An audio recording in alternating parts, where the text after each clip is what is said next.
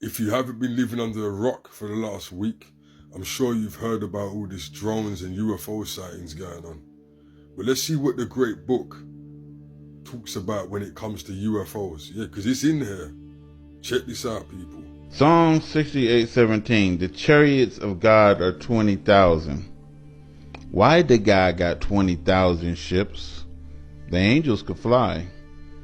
The Gentiles ain't making it into the kingdom. They don't really need them ships. Now I guess them ships is for us, ain't it? Think about that. The chariots of God are 20,000.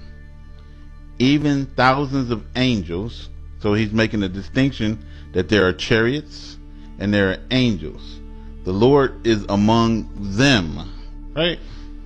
And so he used the word chariot that we know of. And this is a chariot. Let's look at the definition while we're at it. Chariot definition: a vehicle. 20,000 vehicles of the Most High God, used in ancient warfare and racing. The thing about the chariot right here is not so much of where the rider goes. He's picking you up in the chariot, right?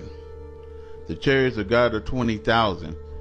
The angels fly, so it ain't for the angels, it ain't for the Gentiles.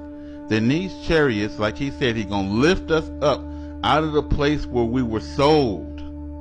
Then he's going to rain down on their heads them brimstones. Isaiah 66:15. For behold, the Lord will come with fire and with his chariots. A chariot is a vehicle. The thing about this chariot is not just the passenger place, but the wheel is what we are focusing on here. The chariot is like a whirlwind. And so what is the whirlwind? Round. It's going in a round way, right? So it ain't this part of the chariot where you see that. It's this part of the chariot that's driving the wheel that everything rolls on, to render his anger with fury and his rebuke with flames of fire. So again, he's going to lift us out of the place with his chariots like a whirlwind. The chariots are like a whirlwind. So if you look at the box part, that don't look like a whirlwind. But if you look at the wheel, that would more resemble a whirlwind. Whirlwind definition: a column of air rapidly moving around and around. A circle. So like a whirlwind, like a circle going around and round. So now we have a chariot, a vehicle that goes round and round. So we can look at something like this. Whirlwind definition: a column of air moving rapidly round and round. But we are looking for not only wind going round and round, but also a chariot, a vehicle that goes round and round. And Ezekiel was described as a wheel within a wheel.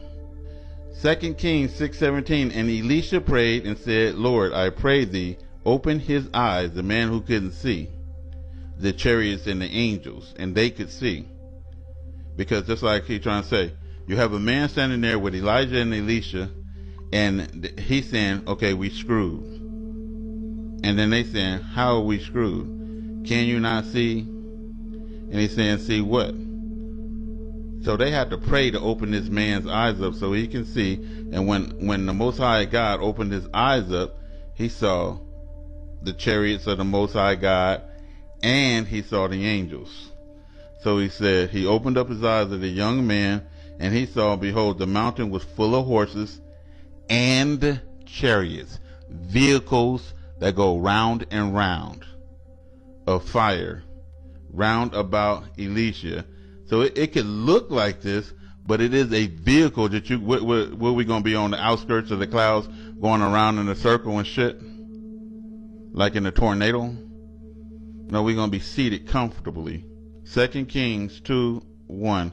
And it came to pass when the Lord would take up Elijah, like we going to be lifted up in Joel 3, into heaven by a whirlwind, that Elijah went with Elisha from Gilgal. 2 Kings 2:11. And it came to pass, as they still went on and talked, that behold, there appeared a chariot, a vehicle that goes around and round like a whirlwind of fire, and then comma and horses of fire, and parted both asunder. And Elijah went up by a whirlwind into heaven, not remained on this earth. So if he went up, and some verse say Elijah is supposed to be coming back, is not he coming down by this whirlwind, this will and this will? Ezekiel 1:16, the appearance of the will and their work was like unto the color of beryl, like a aquamarine or a bluish green color.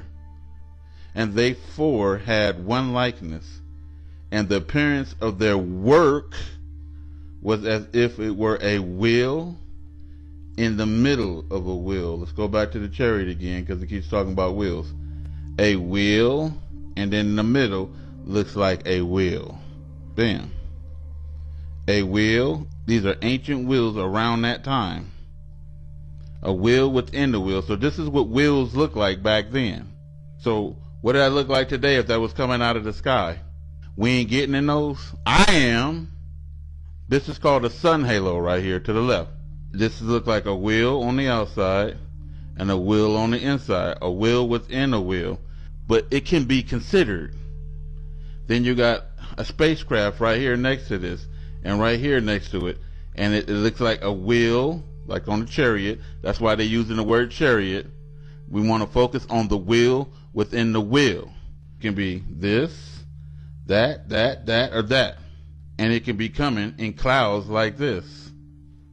So these are the things that we're watching for. We look for these greenish blue ships. The people that know, and the government can make ships, but you should know the difference. You should know what's from God and what was man-made.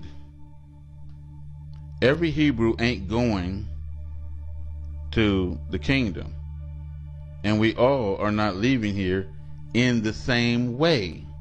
So we got many scriptures saying that people are going to be here on this earth, tilling the land, making it milk and honey.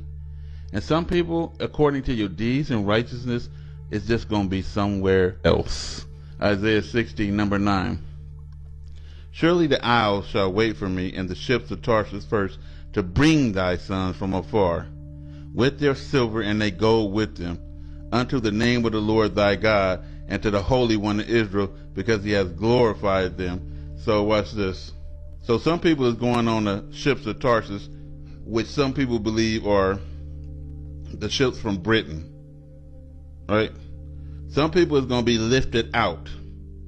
Some people is going with God when he comes in a shout and the trumpet, right? We are not all on the same levels. We are different people doing different things. Isaiah 49:22. Thus says the Lord God, behold, I will lift up my hand to the Gentiles and set up my standard to the people, and they shall bring thy sons in thy arms, and thy daughters shall be carried on your shoulders. So they bringing you. Well, back into slavery? No, into the promised land. Jeremiah 32:37. Behold, I will gather them out of all the countries. Now God, whether I have driven them in my anger and in my fury and in great wrath, and I will bring them again unto this place, and I will cause them to dwell safely. So you can go right back to Jerusalem. Don't mean we all going to the same places by the same way. Joel 3:7. Behold, I will raise them out of the place where you have sold them. So is this the ships of Tarshish? No. Or is it these ships? And I will return your recompense on your head, rain down them meteorites and brimstones on you, on the Gentiles.